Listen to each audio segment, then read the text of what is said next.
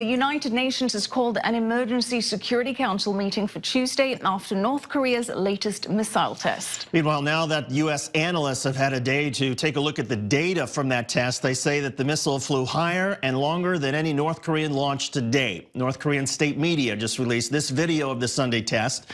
It shows a new intermediate range ballistic missile. U.S. analysts say that it could go 2,500 miles, which is enough to reach U.S. territory.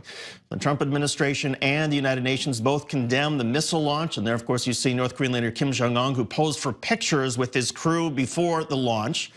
Meanwhile, China, which is North Korea's closest ally, and Russia have also condemned the test. All right, for more on the latest with North Korea, we turn to our Washington, D.C. studio and bring in John Sitilides. He's a global risk analyst with Trilogy Advisors. John, thanks for being with us. Can you explain the significance of this latest missile launch? This is just one more step towards achieving North Korea's ultimate aim, and that is to be able to strike the homeland of the United States with an intercontinental ballistic missile, which they may be able to accomplish within about 3 to 4 years. What makes it even more dangerous is that they continue to miniaturize their nuclear weapons. And so probably the Trump administration before 2020 will face the specter of an increasingly hostile, possibly implacably hostile North Korean regime putting a nuclear weapon on an ICBM that can strike Los Angeles, San Francisco, or Seattle. And John, question for the United States? Yes. Go ahead, finish your thought. I was simply going to add that the question for the United States is, how does it, ideally with regional allies and partners, South Korea, Japan, and even China, or potentially unilaterally if it has to, prevent this scenario from becoming a realization? A number of aerospace engineers have suggested that this particular test is helpful to the North Koreans in many ways. Not only, of course, was it successful in terms of how far it went, but that also the information that North Korea gets in terms of its missile technology as they go ahead and, as you pointed out, miniaturize their nuclear device. Is there something here that, in other words, even though they're just firing these missiles up right now, but again, they're advancing very quickly to that point at which, as you point out, they could actually hit U.S. territory?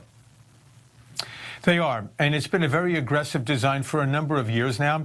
Keep in mind, even if they are not able to strike the homeland anytime soon, if these missile tests continue to be successful, they will be able to strike Alaska and potentially Hawaii.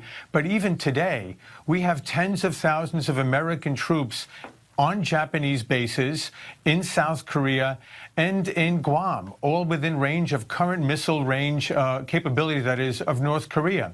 So we already have tens of thousands of American soldiers and diplomats and expatriates in great potential danger. It only becomes exaggerated and accelerated if they're able to continue with this missile testing.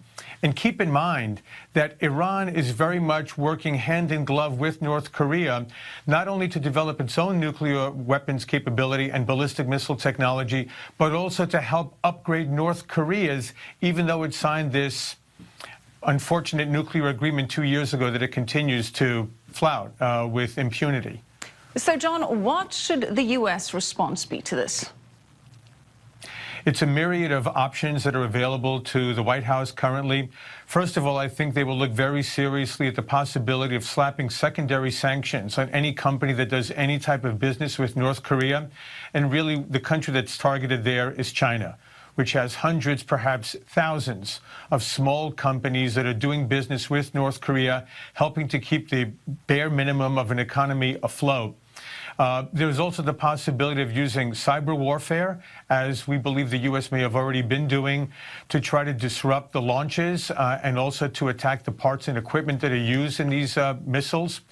And also potentially military options such as stationing nuclear weapons back in South Korea, or China's worst nightmare, arming Japan with nuclear weapons in order to persuade China to really step up to the plate and do what needs to be done as the only country that can credibly influence North Korea. John, is there a silver lining, though, in this in terms of South Korea? And that is, we just have, of course, had the South Korean presidential election where a very liberal candidate won. He wants more engagement with North Korea. He wants less adversarial nature of the relationship between the United States and North Korea. Could this possibly now maybe force the South Koreans to take a little more pro-U.S. stance, given just days after the election, there's North Korea firing off another missile? I don't know that South Korea is not taking a pro-U.S. stance per se. I mean, they're utterly dependent on the United States, not only for their defense, but for their own survival. The problem, I think, for the South Korean government is going to be that they don't really have a counterpart in North Korea that is willing to honestly do business with them. North Korea is run by a 33-year-old dictator who has shown no capacity to stand by any agreement, somebody who is maybe bordering on the irrational in many respects. I think if the South Korean government felt that they had a partner they can do business with and find a modus vivendi for sharing the peninsula and coexisting, we could have some very silver lining type opportunities here. The problem is that partner, at least to date, hasn't shown that he exists in Pyongyang. John Sitilides. John, thanks so much for being on the program. We appreciate it. Thanks for having me. You got it.